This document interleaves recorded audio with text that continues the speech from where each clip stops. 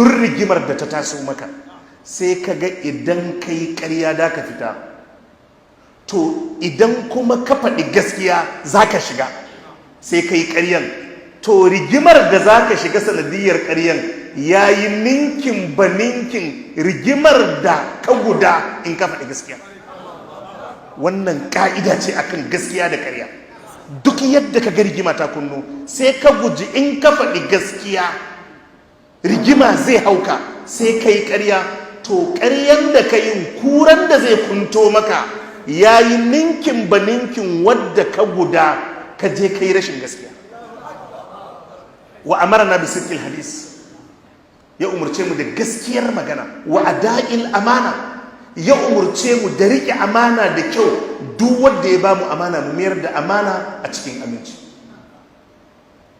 Wasilatir rahim, ya umurce mu da sada zumunci, yace mu dinga sada zumuntanmu, kar mu dinga wasa da sha'anin yan uwanmu.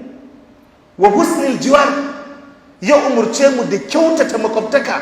Duk wanda zama ya haɗa mu kiyaye hakkokinsa kuma mu kyautata mishi.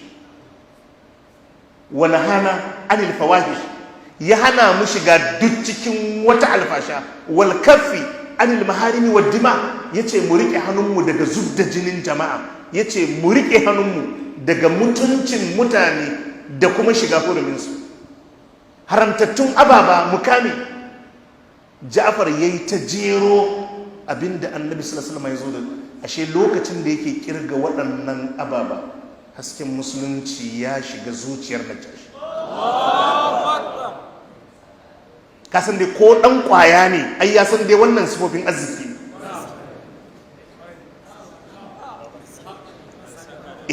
Ko wanda ba shi da kirki ne yana so in zai yi hulɗa ya yi hulɗa da mutumin kirki. Za ka sami mutum macuci ne, azzalimi ne, idan a ofis ne duk abin da hannunsa ya kai halal da haram ya kwashe, amma in zai ɗauki ma'aikaci ko lebura yana son mai gaskiya. Haka ne ko ba haka ba? Ko da shi macuci ne yana son mai gaskiya.